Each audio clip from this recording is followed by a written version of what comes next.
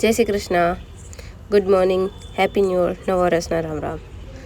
સવારમાં ઉઠીને પછી હું ટેરેસ પર વોક કરવા અને ગરમ પાણી લઈને લીંબુ પાણી એટલે ગરમ લીંબુ પાણી લઈને હું ઉપર ચડી ગઈ હતી. ત્યારબાદ રેડી થઈને અમે નીકળી ગયા ગામમાં આંટો મારવા માટે. અમારા કુટુંબમાં સૌથી વડીલા દાદી છે પાર્વતીબા, ત્યારબાદ બધી બાજુ જો બસ આ રીતે સભા કરી હતી. અમે મળીને અમે માતાજીને પગે લાગવા જતા રહ્યા હતા. માતાજીને પગે લાગીને જલ્દીથી અમે પછી રિટર્ન આવી ગયા.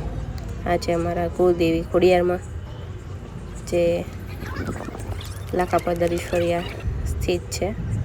ત્યારબાદ અમે શીતલ પાણીપુરી ખાવા માટે રોકાયા. શીતલ પાણીપુરી બખ્ખા બોલાવી દીધા, અમે બખ્ખા બોલાવી દીધા. ઘરે આવીને ખીચડી કઢી ખાધા.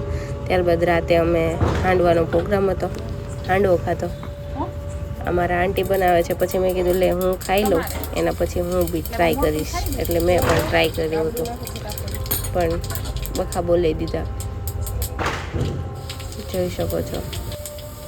તેલ લઈ લેવાનું, પછી થોડુંક તેલ ઉકળે એટલે તલ નાખી દેવાના. મેં આગળ એક વિડીયો મૂકેલો જ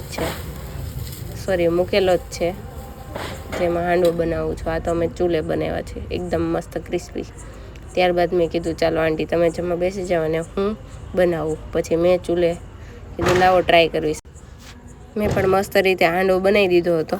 બસ આ રીતે હતું અમારું ન્યૂ યર, મસ્ત હાંડવો ના હાથે. તમારું કેવું ગયું કમેન્ટ કરજો. Thank you.